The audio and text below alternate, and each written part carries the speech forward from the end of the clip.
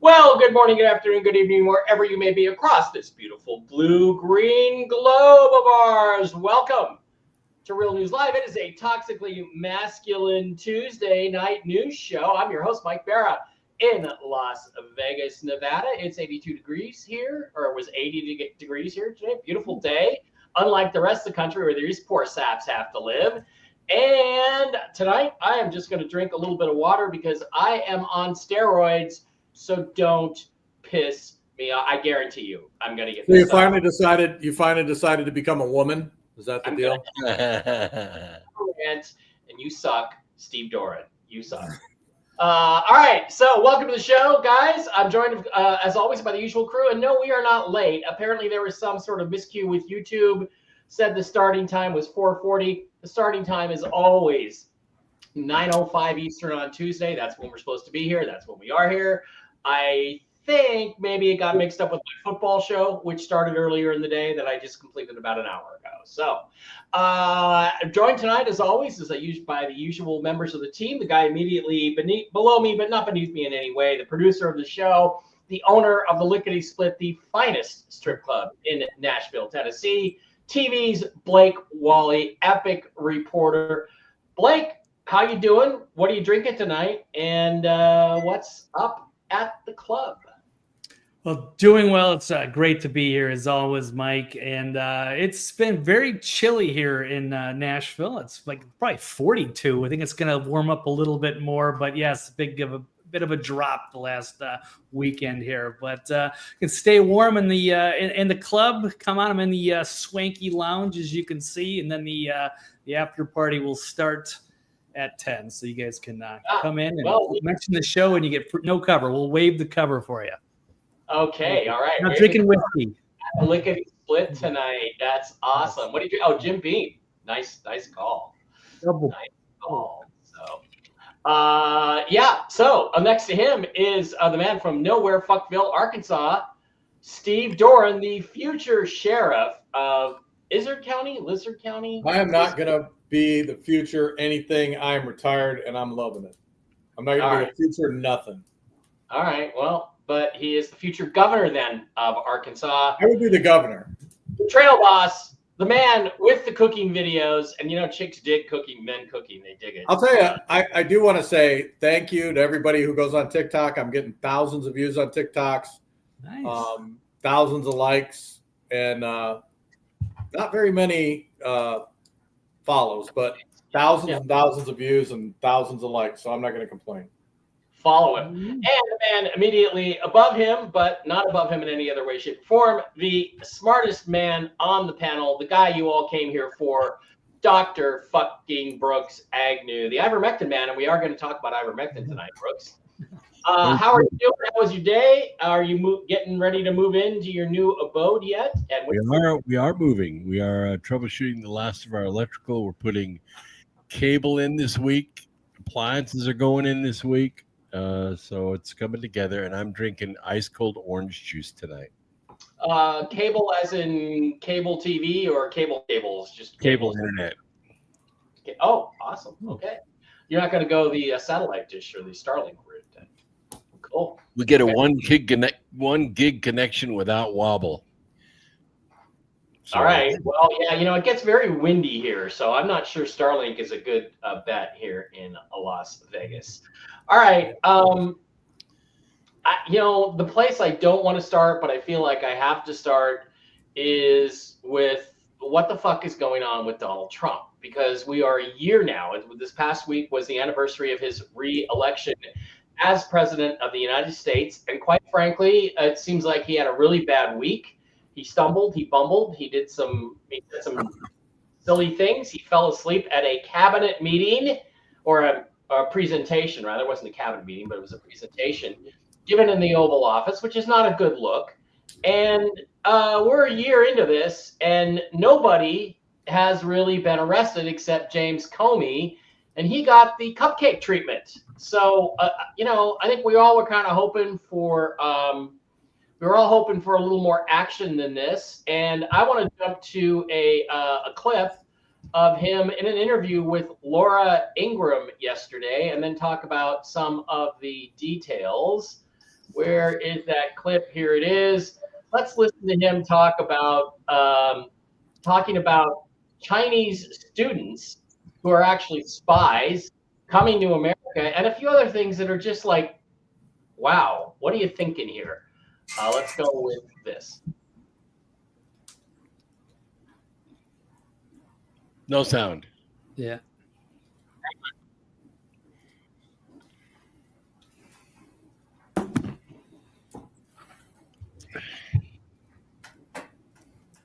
Hang on. Okay. I have the wrong tab shared. Now let's try it again. Folks are not thrilled about this idea of hundreds of thousands of foreign students in the United States.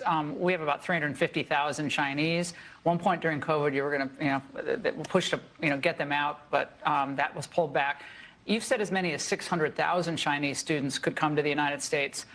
Why, sir, is that a pro-MAGA position when so many American kids want to go to school and there are places not for them, and these universities are getting rich off Chinese money? Sure.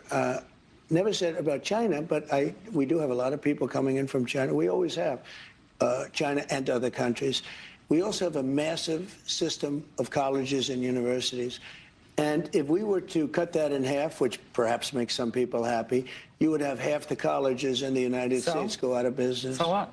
Well, I think that's a big deal. Are they fans You would have the of the United States? Yeah, but you would have, as you know, historically, black colleges and universities would all be out of business. You would have a system of colleges and universities would So go we're down the dependent on tubes. China to keep our university system going? But I think it's good to have. I actually think it's good to have outside countries. Look, I want to be able to get along with the world. They're not the French. They're the Chinese. They spy on us. They steal our intellectual property. What, do you think the French are better? Yeah. I mean, really? I don't know. I'll tell you, I'm not so sure. We've had a lot of problems with the French, where we get taxed very unfairly on our technology, where they put 25% taxes on American products. Look, assuming everyone treats us badly, because that's the way I am, but we take in trillions of dollars from students. The students pay more than double when they come in from most foreign countries. I want to see our school system thrive. But at the same time, I know you and I disagree. We're never going to agree on it, but that's okay. And it's not that I want them, but I view it as a business. We have millions and millions of people. Also, I want to get along with countries if possible. People are shocked. Remember, Hillary Clinton said, we'll be in a war. I stopped 8 wars in the last 9 months. I don't want to be in wars. If I am in a war, we're going to win the thing fast, and it'll be violent. But you know what? I don't want to be in wars. But one thing, you don't want to cut half of the people, half of the students from all over the world that are coming into our country, destroy our entire university and college system. I don't want to do that. I wouldn't lose any. And don't forget, MAGA was my idea. MAGA was nobody else's idea. I know what MAGA wants better than anybody else. And MAGA wants to see our country thrive. Okay, that to me was pretty weird. And then Emerald Robinson, you can really not see this too well. Emerald Robinson pointed out, let me see if I can get the share screen up there. No, I can't. I'm just looking at Brooks. Hi, Brooks. I feel a little better now. Went on to point out that Trump is kind of in the middle of the biggest losing streak of his political life. Earlier today, he invited the new leader of Syria, who is an Al-Qaeda operative, to the White House. He's talking about putting out 15-year car loans. He's talking about 50-year mortgages. We'll discuss that. Arranging discounts for fat loss drugs. And then she kind of went on and said, Trump voters are saying, arrest somebody. Trump is saying, Gaza will get beachfront condos. Trump voters, arrest somebody. Trump says, AI is great. Trump says, let's cut costs on Ozempic. Arrest somebody, say the Trump voters. Buy your pills at Trump RX. Pfizer is great. I'm dining with Bill Gates. Look at my new ballroom. Where's my Nobel Prize? 50-year mortgages. Put my name on a football stadium. Well, that probably didn't really happen. Vote for Lindsey Graham. And, again, these are examples of things that happened. And we're going to talk about this 50-year mortgage thing and some other stuff. But it seems to me like it's a series of political missteps. And Steve, it feels like he's kind of abandoning his base. And there's other stuff. We got Cash Patel to talk about. We got a lot of stuff to talk about. Either this guy is getting really bad advice, or he's made deals. It seems to me that why are we letting 600,000? That's the plan. 600,000 Chinese students into the country, and under the current system that Obama put in place by an executive fiat, they can stay and eventually become residents. And guess what? They're going to eventually be voting. And they're just spies. They're all fucking spies. The ones that stay are spies for the CCP. And Trump could end this thing with the stroke of a pen. He could simply say, that order is vacated. These people can't stay. And also, why don't we just say, no, you Chinese fuckity fucks, you can't come to our colleges. Oh, because we'd lose half of our colleges. You know what? If we lose Harvard and the Wichita State Shockers and the Iowa State, whatever the fucks they are, I don't really care very much. Our colleges are a joke. There's too many degrees. They're too easy to get. And you come out fucking brain dead. So I say burn it to the ground. Am I wrong about any of this, Doran? Negative. I agree with you 100%. I don't care if every single college in this country goes out of business. I think they should be self-funded. They should receive no government money. And we dang sure shouldn't be kissing up to a country who wants us destroyed. Mm-hmm. More and more, it seems like Trump is becoming more of a sellout. He is turning rapidly into a Democrat. There's no reason to allow these things to happen. The Trump voters are definitely not happy with it. And those of us who are veterans, today is Veterans Day. So God bless all of you who served in the United States military. We did not fight to allow our enemies to come in and use our resources and steal from us and spy on us and have a president who refuses to limit their access and do a better job at vetting them, and also allowing these communist universities and colleges to stay open and preach against the Constitution that so many people fought and died for. Yeah, I concur with that. Brooks, what did you make of all this? I think the only thing that makes any sense to me with this Chinese student shit is that Trump's getting something on the back end, which I assume we're going to find. And I don't mean personally necessarily, but for the United States, I would hope. But it might be. It might be something personal, although he's not like Joe Biden. Trump has enough money. I don't think he really needs to take bribes from the Chinese. So if that's not happening, then how does this make any sense if he's not getting a deal with the Chinese in return? Maybe he is. Well, I mean, I don't know that he's getting anything, but I graduated in August of 1994. It was at the end of the summer. I took double loads in the spring and fall and in the summer, and I graduated a year early. But when I went into the auditorium, of course, I graduated first in my class alphabetically. Of course. I'm the first in line, and behind me are about 450 Chinese. And I graduated in nuclear chemistry, and my entire class was Chinese. Many of them did not speak a word of English.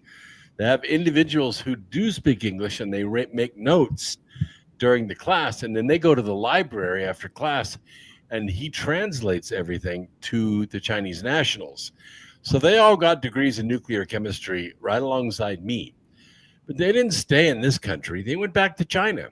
Now, we've been doing this for a long, long time, over 30 years. The reason we do it is because the universities make tons of money off these foreign students. I was paying like, I don't know, $76 a credit hour. They were paying like $215 a credit hour. And the university was making an absolute killing off of them. So that's why they do it. It's a big, huge moneymaker for the universities. Well, I don't So give a shit. educating our enemies is worth the money.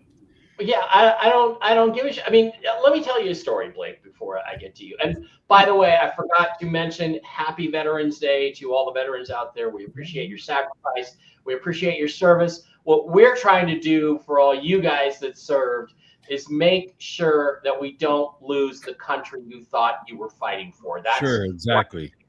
Well, the whole thing is that we always felt that the American people were worth fighting and dying for.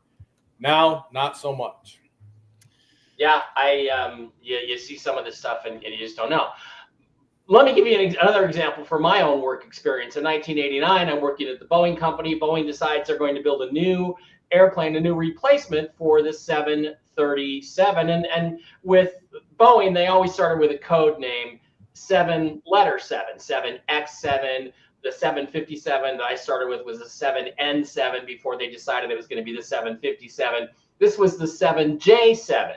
And then they made a deal with the Japanese. They brought in a bunch of Japanese aerospace people on board. We were going to partner with them. And of course, all of us on the program started calling it the 7JAP7.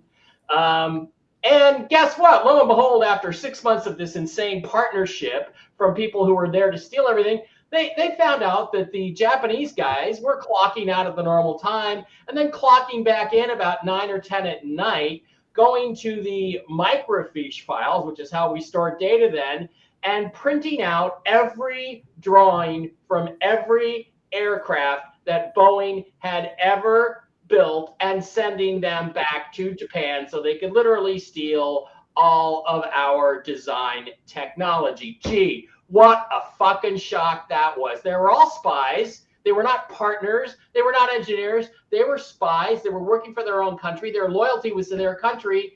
And now I can't believe that 40 years later, Blake, the same shit is happening and Trump is encouraging it. What, to save Harvard? Fuck Harvard. Yeah.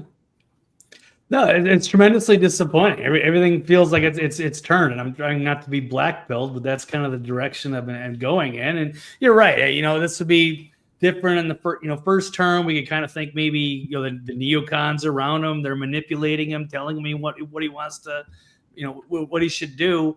But he should know better than to go along with some of these crazy ideas. 600,000 Chinese students makes no sense, especially.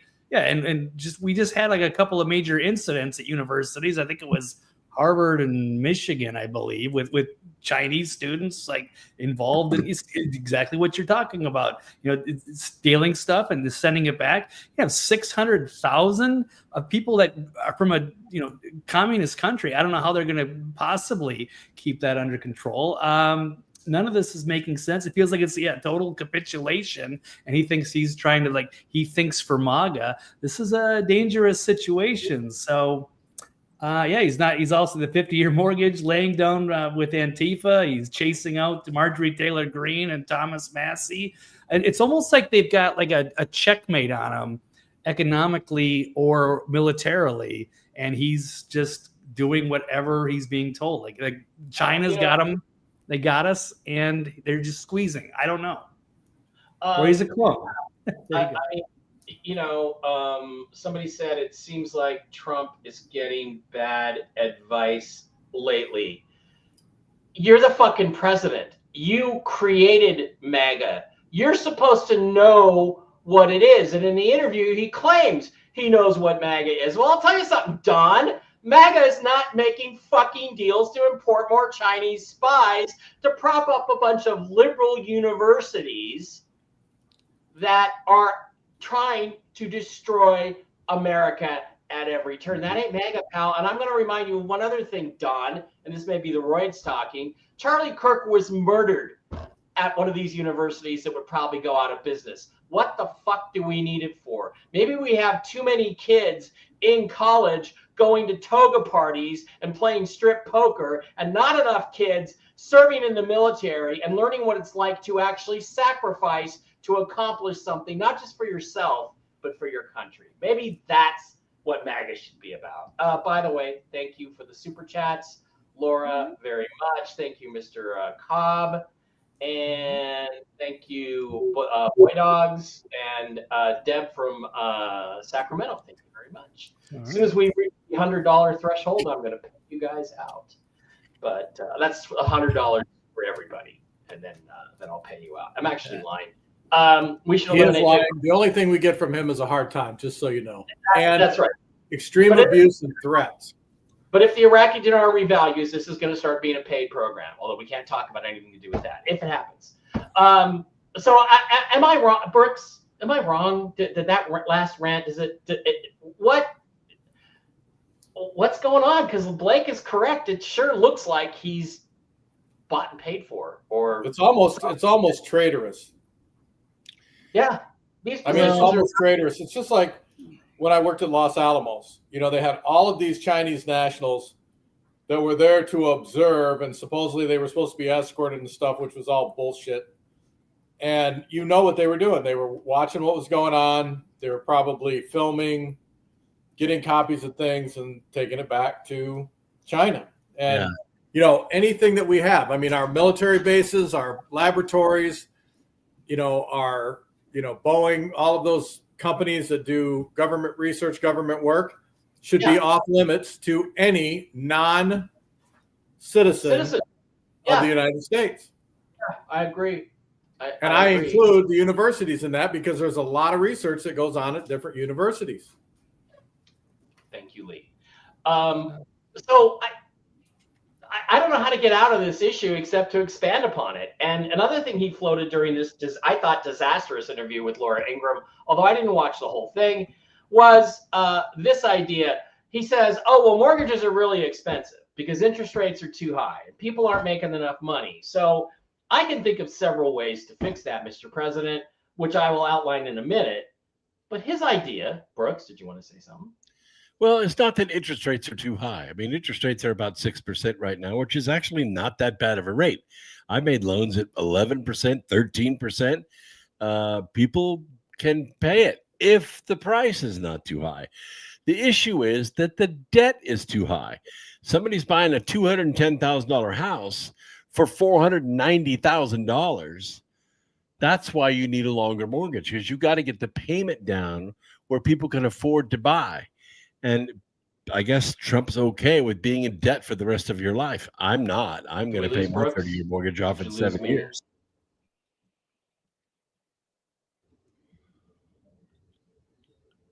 Are we back? Yeah, I think you cut off for a second. I don't know what happened to Steve. Okay.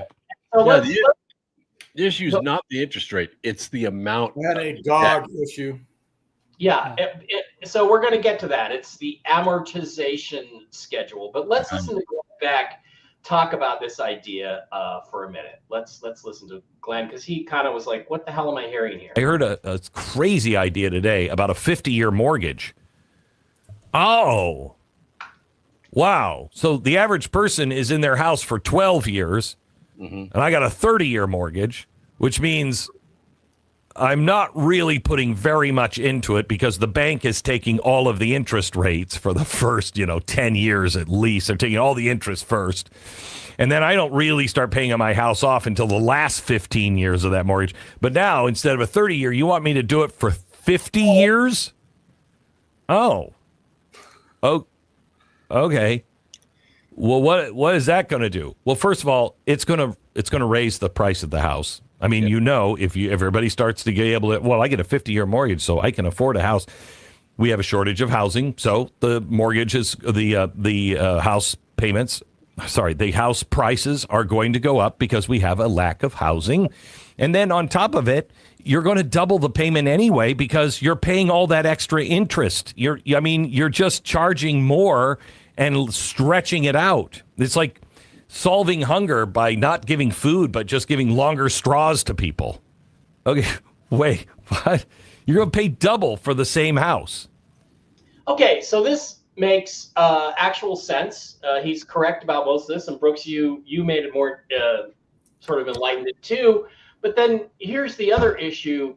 It's the interest rates, it's the payments. The idea is that with a 50-year mortgage, you might save $600 on your payment. So my payment might go from $2,400 to $1,800, which puts $600 more in my pocket if I stay in the house. He's actually wrong. The average loan only lasts for about 8 years. And in that 8 years, you get almost nothing out of it. The problem is not necessarily the price. It is not necessarily the interest rate. It's the amortization schedules. You don't, like he said, you don't actually start paying down your loan until the last 15 years. Now, that's bullshit. Now, the Trump that I believe in would have said, you know what we're going to do? We're going to pass a law, not for 50-year mortgages or whatever the banks want to do. We're going to pass a law that every payment is 50-50 principal and interest. You can charge 5% or 6% interest if you want. You can charge whatever the market will bear, but half of every payment goes to the homeowner. And the result is if you go to a 50-year mortgage, then you're just renting the property. By the way, you don't own the property anyway. The state controls it because of state property taxes, which are also unconstitutional and should be illegal. But instead of moving towards a sensible solution that actually helps people, this position to me only helps the banks rip you off more. And that is not the guy I thought I elected, Brooks. Well, yeah, exactly right. People want the American dream, and the American dream is not to be in debt for 50 freaking years so you can live in the house you want. The American dream is to own a home. Now, it depends on what state you go to, but if you go to Utah, which is, by the way, a very weird demographic, cheap rent and, cheap wages but high rent, you go to any street you want in Provo or Salt Lake City or Orem, over half the houses on the street are debt-free.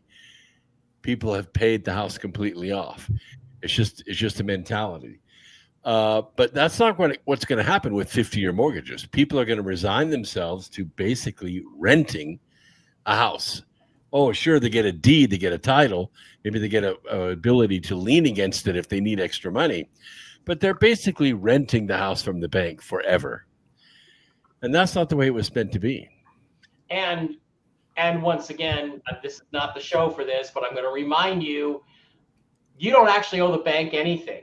The bank is just the one who has access to your money, your birthright that is in the Federal Reserve Bank under your name based on your birth certificate. So they take out your money to pay off the seller of the house, and then they convince you to pay them that money back plus double the interest or whatever it is now. So it's all a fucking ripoff. It's all fraud anyway. And again, Blake, this is not the guy I thought I voted for. I'm still hanging on here to supporting this dickbag. But I don't know. What do you think's a better idea? My idea where you say, okay, you can charge whatever price and interest rate you want, Mr. Bank, but 50% of every payment goes to the principal. Well, you're talking about changing the rule. The rule of 78 is the way they finance a house. That's why you pay a $1,700 payment and $100 goes toward the principal for the first 10 years. We don't give a shit about how they do it because it's time to make what they do illegal because it's usury, which is against God's laws. Usury, that's right. So simple interest loans do exist, but only the privileged get them. Mm-hmm. Mm-hmm.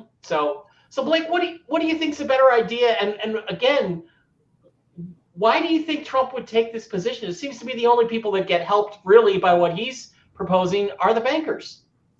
Yeah, it does. It feels exactly like it's like a bank bailout, essentially. And what we really need to do is get rid of the Fed and wipe out the debt. So now we're just gonna try to prolong the pain into the future, and that's not going to go over well. Yeah, it sort of maybe helps the Gen Z millennials in the short term, but it's just going to, bankrupt everybody. Again, this is kind of like what Thomas Jefferson warned us about, was waking up homeless basically on where I always butcher these quotes on the our forefathers worked so hard to get this country and set it all up for us, and now it's all being thrown away, and we're all going to be homeless, renting to BlackRock and the banks. And Trump was supposed to fix it, and if he can't do it, then there's no way we can vote our way out of this. It might be a lost cause. I don't want to be black-pilled, but I don't know what to think. Everything has changed in the last couple of months after we had such high hopes. And I don't know who this man is or what's happening right now. Well, I mean, Benjamin Fulford, who is batshit crazy, says the real Trump is hiding in a bunker in Greenland, and this is a fake Trump who's owned by the Rothschilds. And frankly, as insane as Benjamin Fulford is, I don't know if he's wrong right now. I can't say he's wrong. This may be one out of 20 things that the batshit crazy guy gets right. Steve, what the fuck is going on? Which idea do you like better? 50-50 amortization schedule or a 50-year mortgage? What's your choice? 50-50. I mean, there's no reason to have to pay anything for years and years and years before you start paying on the principal. It's absolutely ridiculous. It's if I were to do that out of my own pocket and loan people money and do that, they would arrest me for loan sharking. But the institutions get away with it, all the time. I tell people that, we don't own anything. We lease everything. We're constantly taxed for our vehicles, our homes. They come out, they reappraise them, raise your taxes, on and up and on and on. You don't own anything unless you want to literally live in squalor where they leave you alone, like have garbage strewn all over your property and holes in your roof. They absolutely will not leave you alone. Yeah, and what was it Klaus Schwab said, by 2030 you will own nothing and be happy? That's honestly, right. With Trump's support, my thing, like I said, I've said this a million times. We are moving toward a cashless system. The way that we move toward a cashless system is to break people and bankrupt them.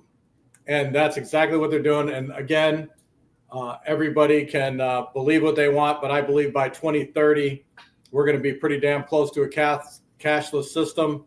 They're going to let it go for a few years, and then you won't even have a card anymore. They're going to want you to take that little mark to buy and sell. Okay.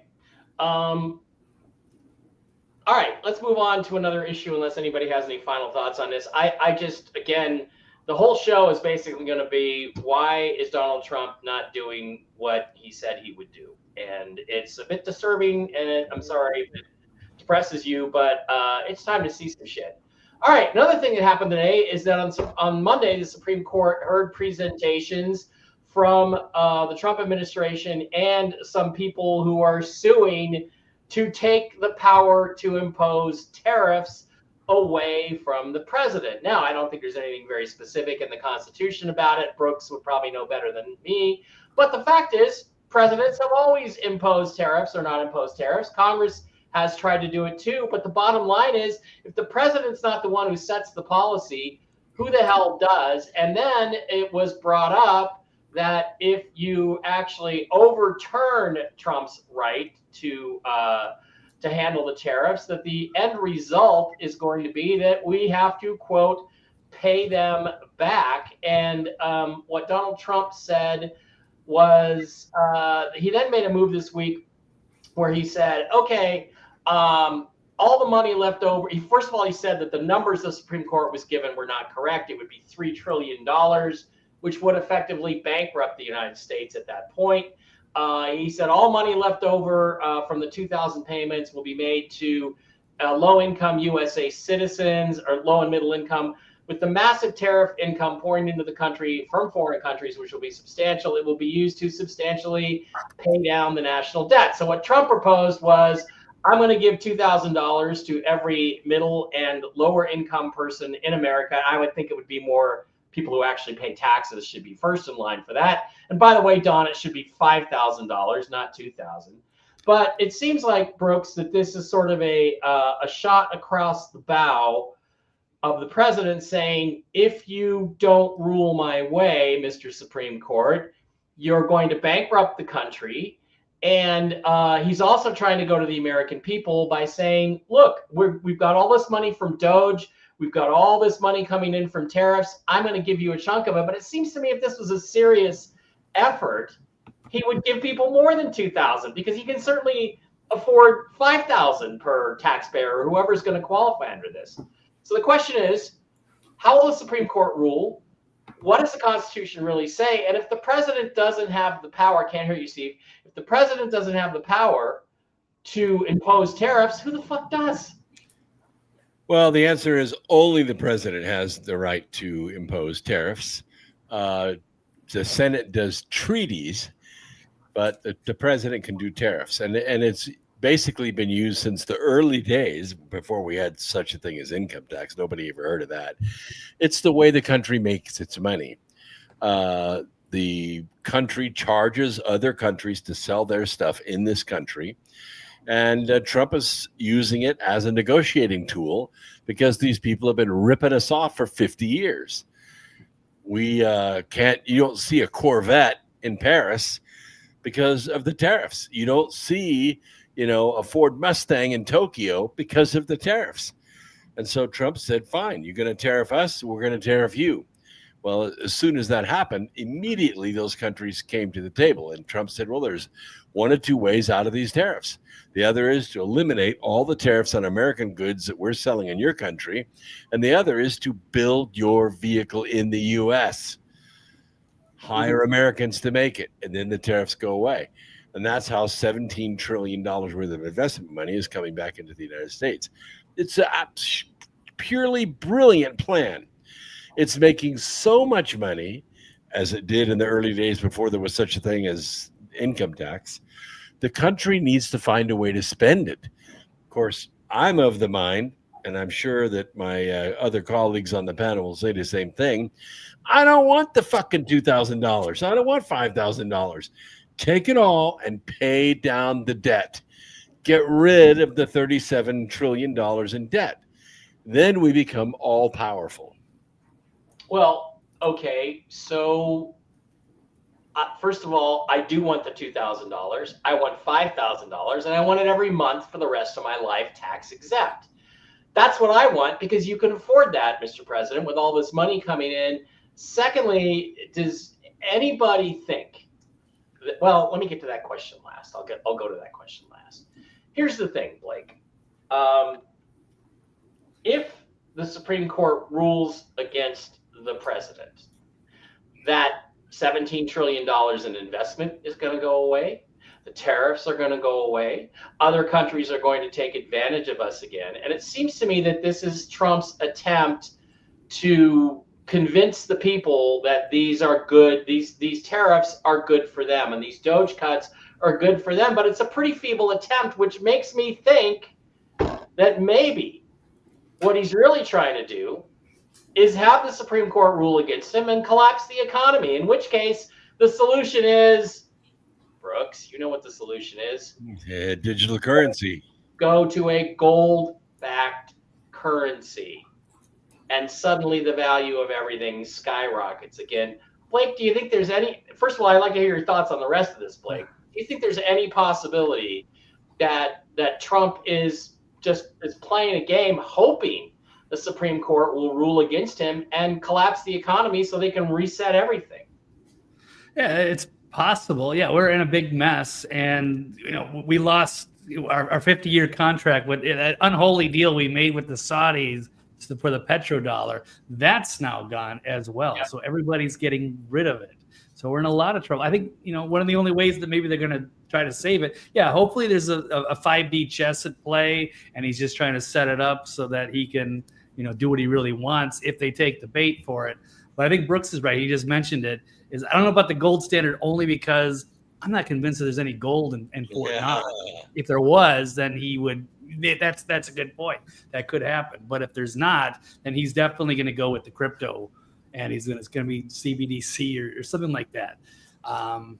So I think that's his big move is like AI and stable coins and something like that. And well, then if that's what happens, then what you're saying is it's not a move like many of us hope to a gold-backed currency that's both digital and paper, a crypto coin and paper. It's going to be just a CBDC where they control every aspect of our lives. And it's the 2030 Klaus Schwab nightmare scenario. And honestly, the way Trump is acting and the way members of his administration are acting, which we're going to talk about, I can't falsify that. I can't say I believe Trump. I can't say I trust in Trump. I don't understand what the fuck's coming out of his mouth. Steve, what do you think? Am I wrong? No. Like I said, I truly believe they're trying to collapse the economy to go to the digital currency so that they can control every aspect of our life. They can tell us what we can buy, what we can't buy, if we can buy bullets, if we can buy guns, how much food we can buy. If we buy too much, then they cut off our bank account, don't let the transaction go through. And eventually, like I said, it goes to the mark of the beast, and you can believe it or not, but we're heading in that direction. We're heading very rapidly. And at this juncture, I don't see any light at the end of the tunnel. I see Trump helping, all of the evil people to move their agenda forward. He's not doing anything he said he's going to do. We still have no arrests. We still, we had all this information that all of these people were going to be arrested and indicted.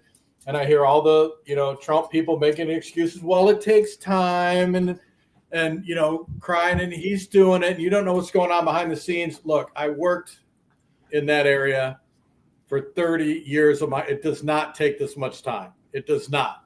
These people should already have been indicted. They should already be in jail. Yep. Both the director of the FBI, Pam Bondi, all those people need to be terminated, and they need to put some people in there who have, the guts to pull these things off, but they're not going to, because I'm telling you, I will bet you, Mike, you want to make a bet that none of these people, none are arrested during his term of office, not freaking one.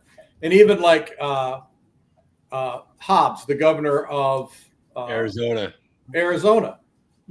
she's running again, and her taking bribes and all of those things that occurred, have you heard a word about it since then? No. Since basically February 2025, when the investigation began, all of a sudden it went away. Is Comey in prison? Is he going to trial? No. All of these people are getting walking papers, and Trump, sorry to say, is behind it because he could change it, and he's not doing it. Yeah, and you would think he would. And by the way, that is where we are going next. We're going into the election fraud part of the program. I'm glad you brought up Katie Hobbs, because guess what? There were some more developments. There are witnesses out there that saw the election stolen in Arizona. Provided to Runback and Jeff Ellison. The phony deeds used in the scheme to move money to candidates are created by Brittany. For-profit and non-profit PACs are also created by Brittany and used to move money for candidates. During the 22 election, ballot scanners, printers at 70 precincts suffered changes to their printer settings, despite being tested the night before the election. The changes in those settings were made through computer infiltration, not manually or by some never-before seen error. The uncontrollable ballots were placed in box 3 and allegedly driven to Runback. Witness information provided on October 2020 confirms that more than 100,000 filled-in ballots and more than $13 million were identified by some of our investigators in 2 unmarked rental cars.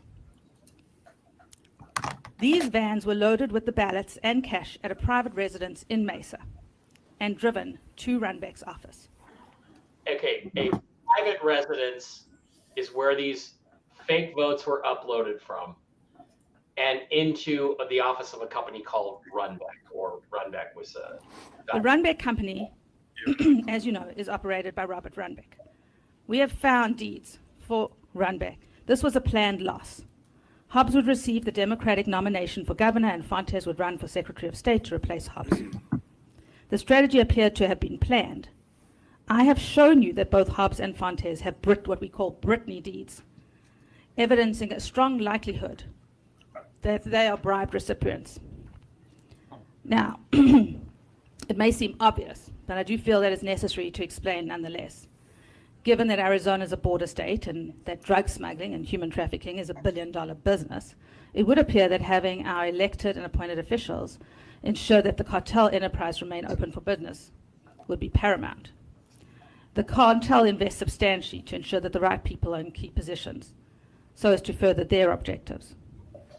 The fix for 2020 and for 2022 started in 2017 with appointment to election positions of individuals being bribed through the mortgage scheme and through monies being laundered by the appointment of phantom individuals.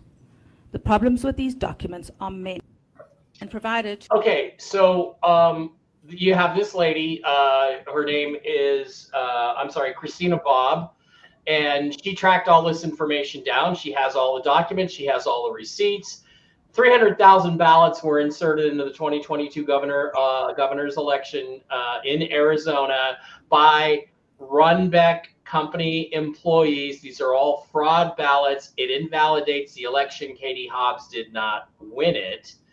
Hang on, Brooks. Then we go to Tom Fitton in Judicial Watch, says, guess what? We just found out, or we just won a case, I guess. They're suing California because they stole two seats in Congress with voter fraud. Hey everyone, Judicial Watch just filed a major new federal lawsuit in California to stop that state's counting of ballots that are received up to 7 days after Election Day. We filed the lawsuit on behalf of Congressman Darrell Issa, who's from California. Federal law sets an election day, not an election week, not an election month. In fact, an appellate court in another Judicial Watch lawsuit ruled that counting ballots received after Election Day violates federal law. It undermines election integrity, undermines confidence in the people in the fair administration of the elections, and of course, violates federal law. Okay, so that's good. Then we go to Georgia in 2020. And there was a briefing, a meeting this week, proposed a meeting schedule. This is pretty interesting stuff. In Georgia, in case you didn't know it, there are something like 500,000 ballots sitting in a locked closet or a vault right now, all of which are questionable. 150,000 of them they're mail-in ballots with no crease, which means they were never mailed out. Every bubble is filled in on the machine. 93% of those votes are for Biden. Obviously, just that first 150,000 flips Georgia to Donald Trump, proves fraud in the election, and probably happened in every other state as well. And that's not even touching the software flips that change votes and so on. And this is what happened in the meeting in Fulton County just a couple of days ago. Members want to do, that's how we'll do it. Okay.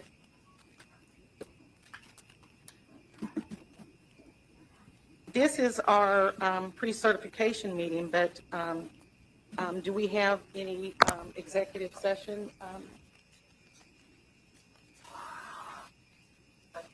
May I comment on that?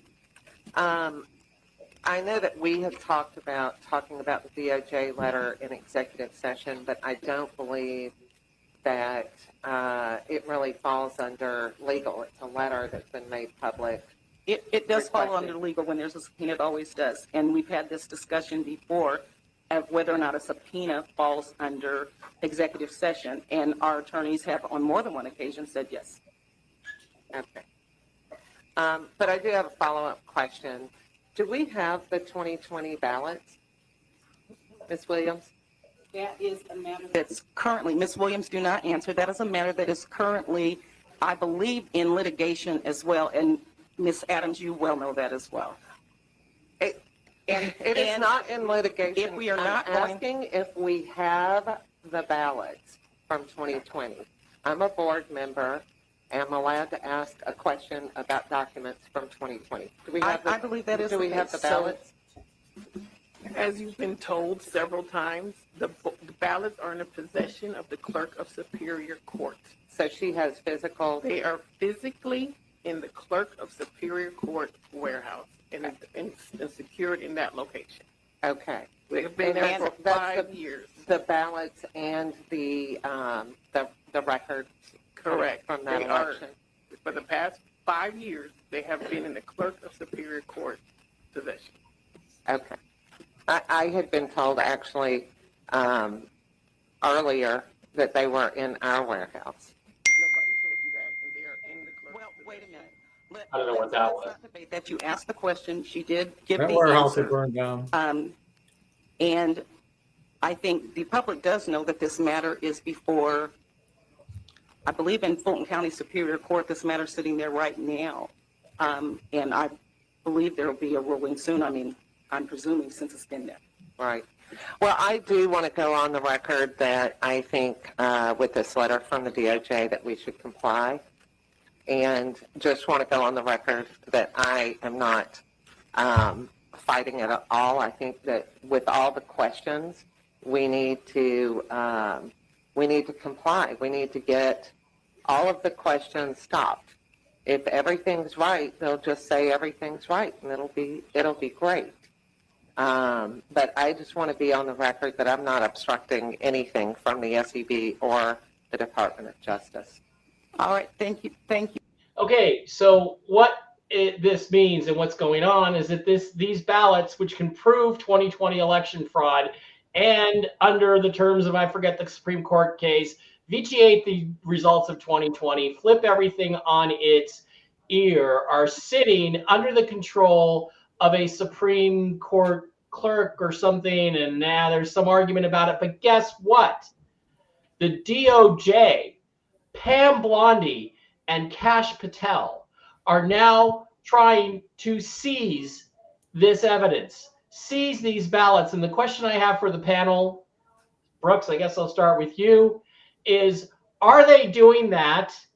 Are they doing that to reveal the fraud and start putting all these people in prison, or are they doing it to cover up the 2020 election fraud and prevent what I guess they think is right? Yeah, they're doing it to cover it up. You know, we had citizen reporters on the ground right after the election in Arizona, and we caught the vans.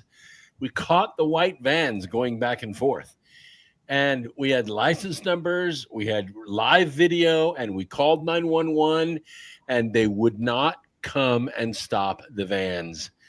The vans were printing ballots one by one, pre-voted.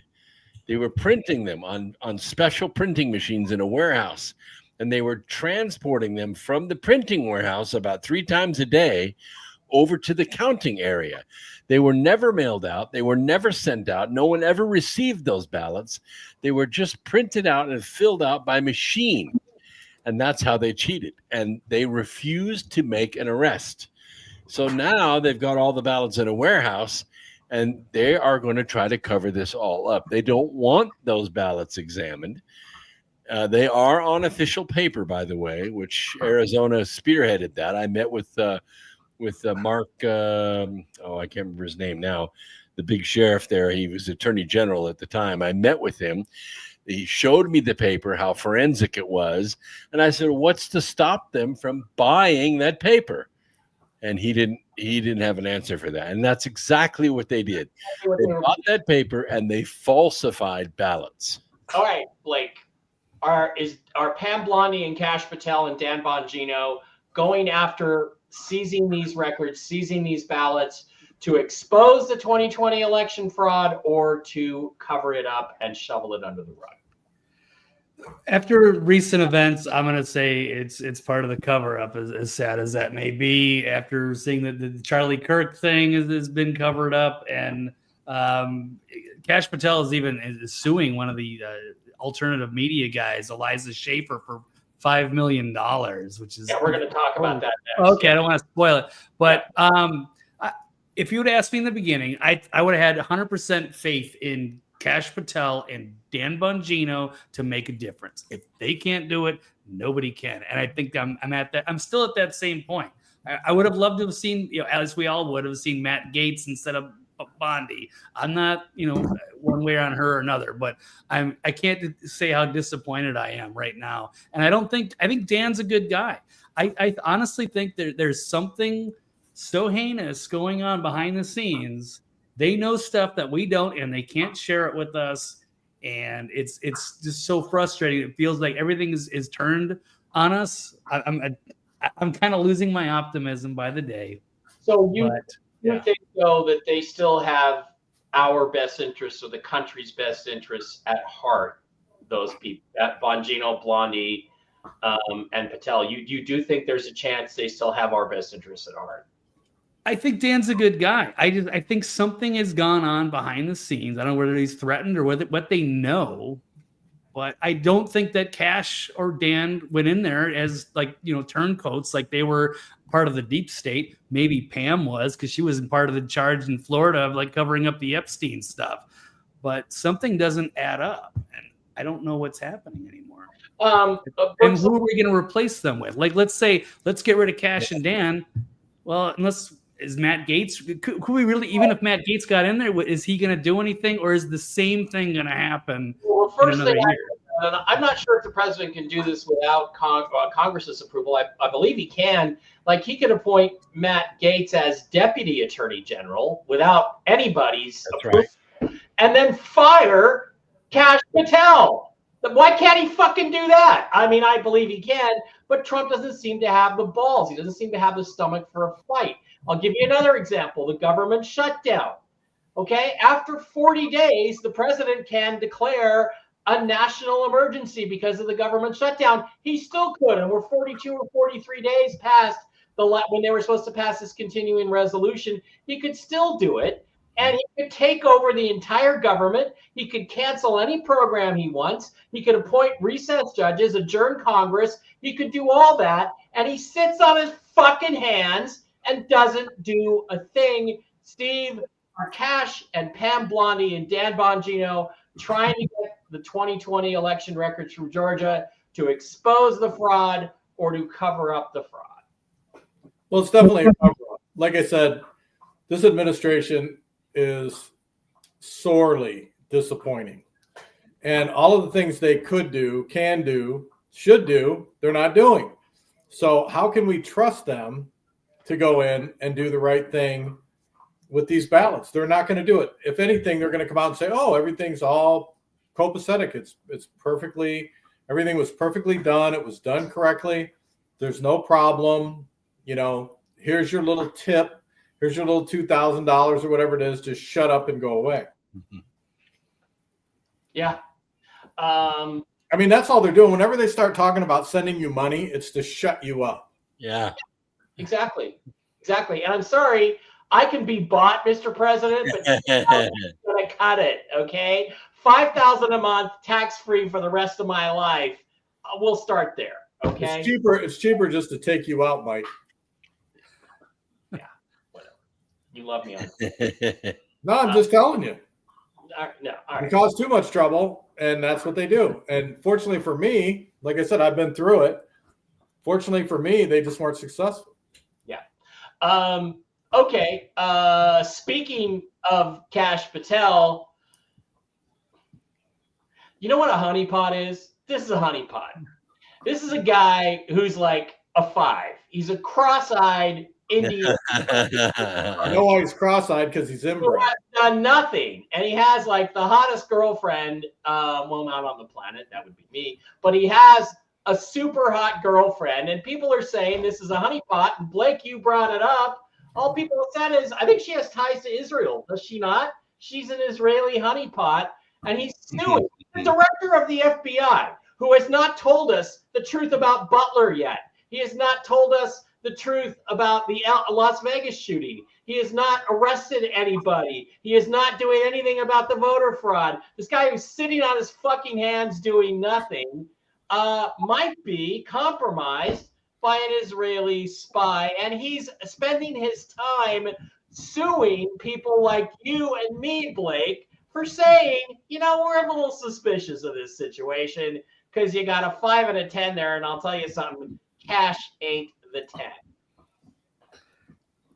Yeah, no, you're absolutely right. It's horrifying. So they got a $5 million lawsuit against Eliza Schaefer for saying that this looks like a Mossad honey trap, and that's fair game. I think we can all agree that this has all of the hallmarks of a honey trap. I'm not saying she's connected to Israel, but she is connected there loosely. You can make that connect. It's fair.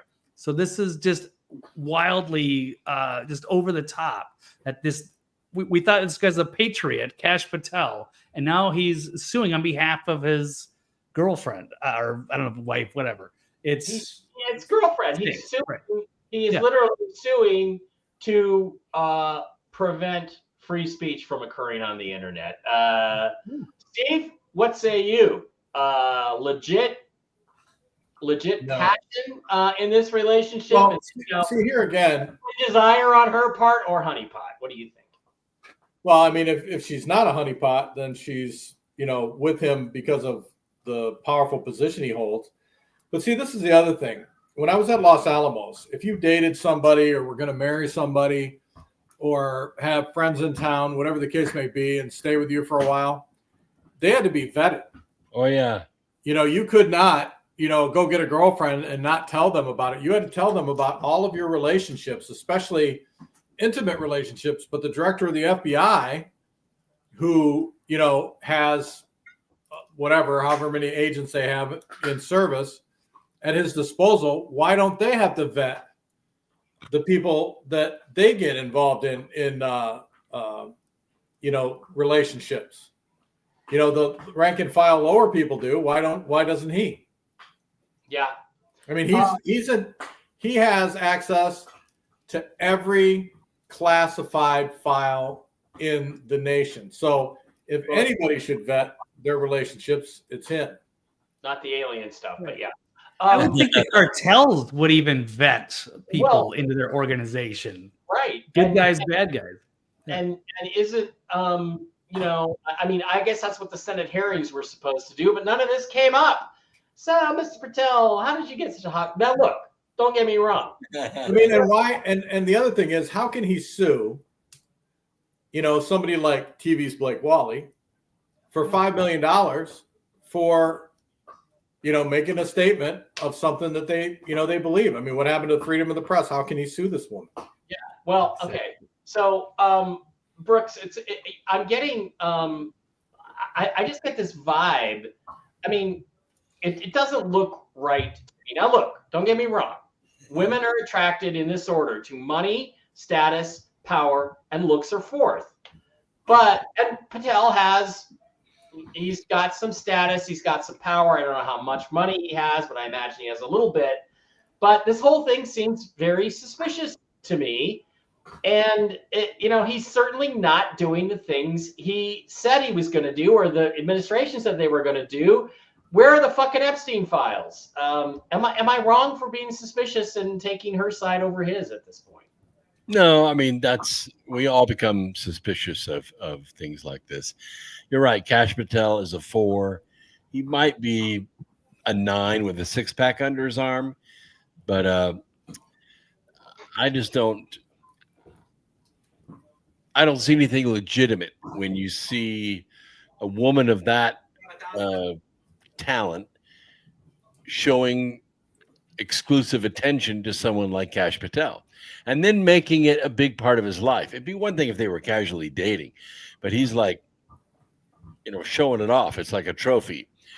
And that's going to be his downfall. Well, that's what I do too. But the thing is, it's like Penny on The Big Bang Theory picking Raj. I mean, Leonard was bad enough, but Raj was just like, he's like, I mean, maybe we should start calling him Raj. I don't know. Raj Patel.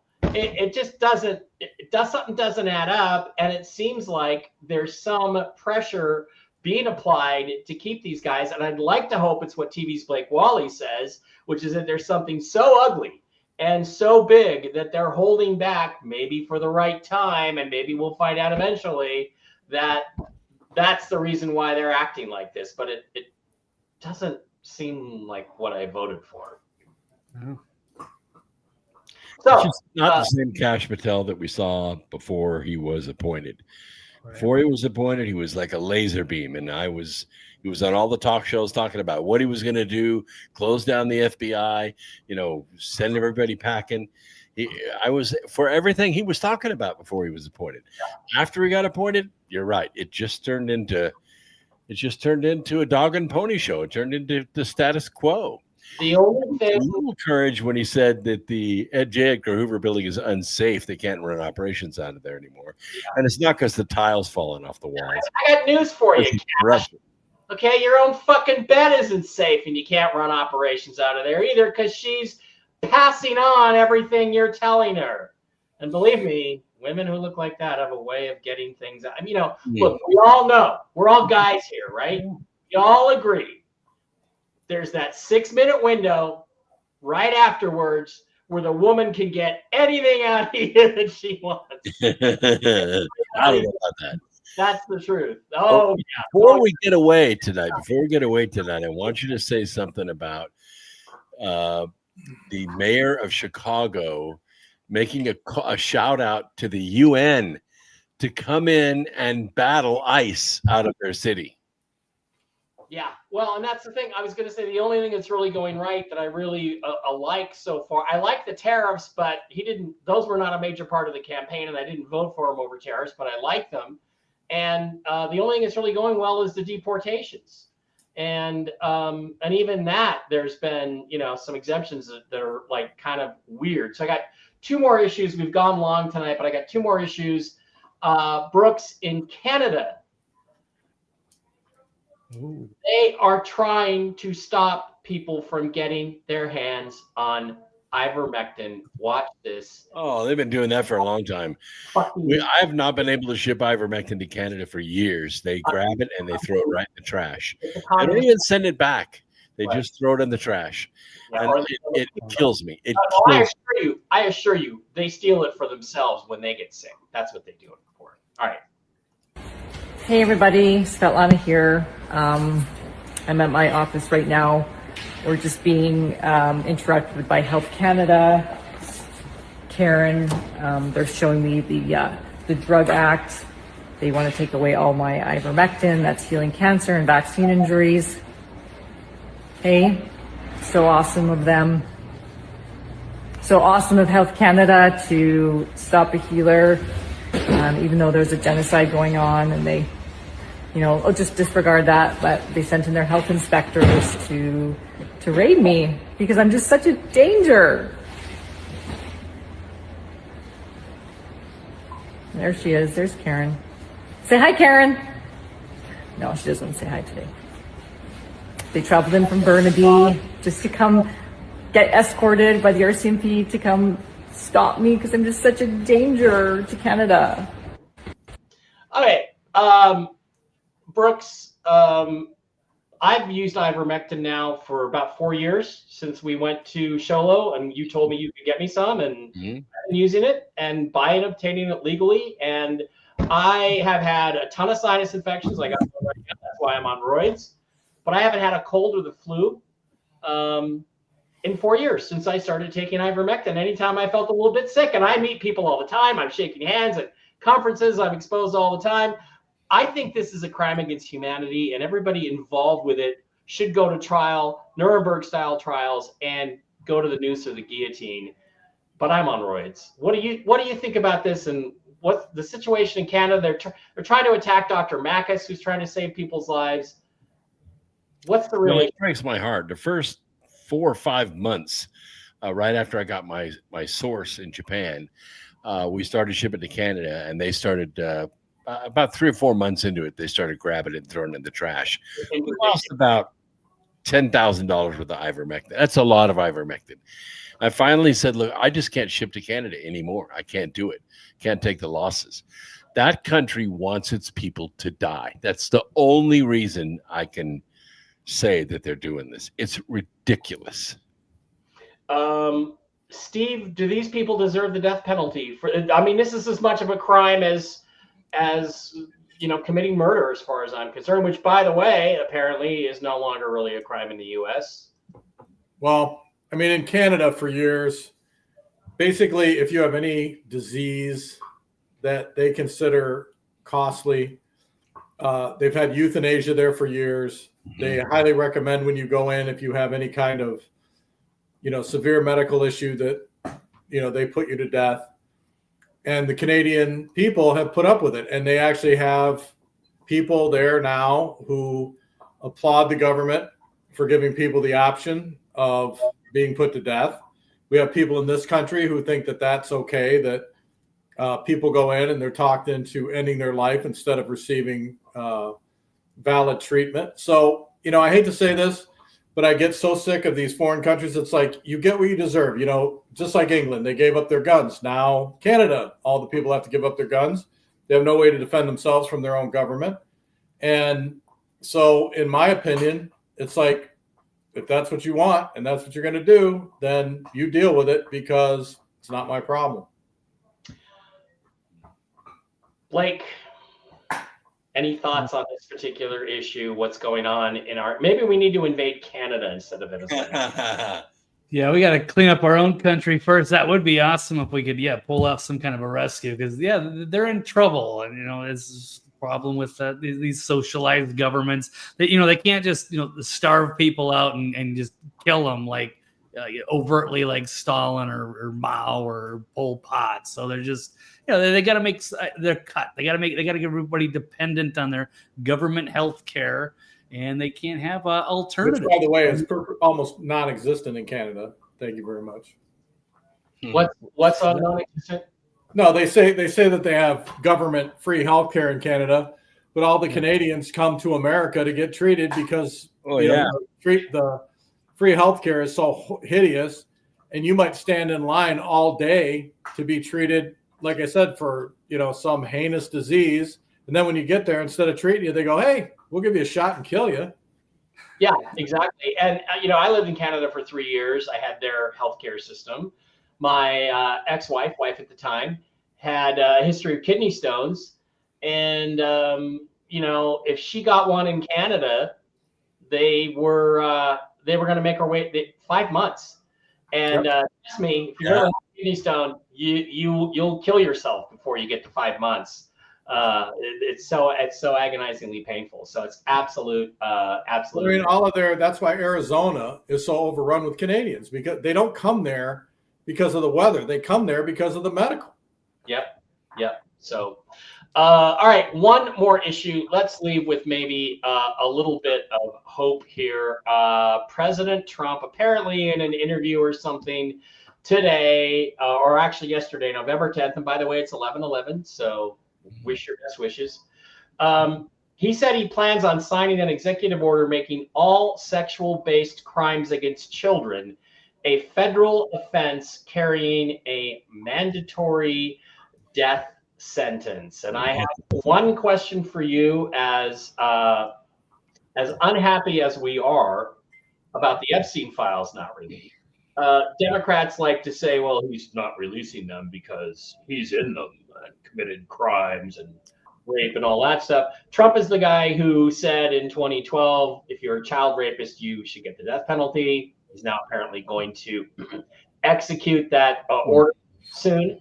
And he's also the guy who brought Jeffrey Epstein into the public in 2016 in the first election. He's the guy who brought Epstein up. So it seems to me if there was anything legitimate against President Trump in any of those files, he wouldn't be signing an executive order to kill himself upon conviction. So is this a good sign or is it a bad? Steve Doran, I'll start with you. Well, I mean, I think it's a wonderful idea. I've said for years that rapists and child molesters should be put to death, and then we don't have to worry about them anymore. However, the problem is the people that will be put to death will be the guy in the trailer park, not the elected Democrat or Republican official. Right. So if you got money, you'll do what you do now. They won't release your name. They won't release your information. They'll cover it up. So the only people that will die, which I think everyone should, but the only people that will die and get the death penalty will be people from trailer parks and, rank and file citizens. Yeah, it won't be Prince Andrew. Useless eaters. Who should be the first guy up on the list. Blake, does this apparent political development fill you with any sense of joy or positivity at the end of this very depressing show tonight? Energetic but depressing show. Does it fill you with Yeah, I didn't even know what the penalties were before. I thought they could just, send them into Gen Pop and it would kind of work itself out. They'd probably get the death penalty directly there. But I guess it's sort of feel, okay, a small victory amongst all the other losses, but I guess we'll take something there, I suppose. So, all right, kudos for Trump. But yeah, it doesn't include like the elites, like Steve's saying. Is it going to, Andrew? Yeah. Yeah, Prince Andrew. Brooks, you got any thoughts on this one before we head out?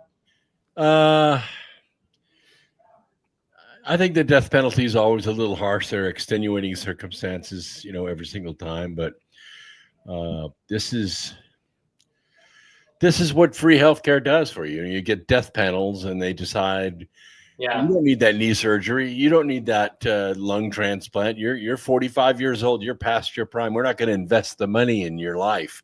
Well, I'm all for the convicted child sex offenders for getting the death penalty. You just better make damn sure it's not some, woman lying because they're, Yeah, that's the thing. And then you also sign the child's death warrant because, there's no way the child's going to survive. Yeah. If they know they're going to get the death penalty, then they'll kill all the kids. So there are things you can do with the law that could backfire. Yeah. Well, I don't know, maybe it means something. Troy Randolph, thank you for the super sticker. Appreciate that to each and every one of you guys. I don't know. I don't know what to make of all this. It's not a happy situation. I think the only thing I'm hoping for, and maybe I'm being very Pollyanna here, is that there is something big coming that's going to flip the script on everything. But right now, it kind of looks to me like Trump is taking sides against his own voters on pretty much everything. And I don't think that's good. And I think it's time to either get with the program that you were elected to execute or get these people out of the way that are stopping it. So, all right, guys, that's going to wrap it up. Thanks for staying with us. I went a little late tonight. I'll be back tomorrow on Real News Live with Mike and Jen. We'll have some information on all the stuff we usually have information on. Thank you for being here. We appreciate each and every one of you. Thank you, especially for the guys with the Rumble Rants and the Super Chats. Were there any Rumble Rants? No. Rumble people let me down tonight. Thank you for being here. We appreciate each and every one of you. And we will see you back here, hopefully, next Tuesday. That would be super awesome if you guys would come back. Keep the great mail coming. There's a great what? Keep the great mail coming. I get a lot of good mail from tonight's program. All right. Love you guys. Thanks for being here. I'll see you tomorrow. The panel will see you next week. Bye-bye.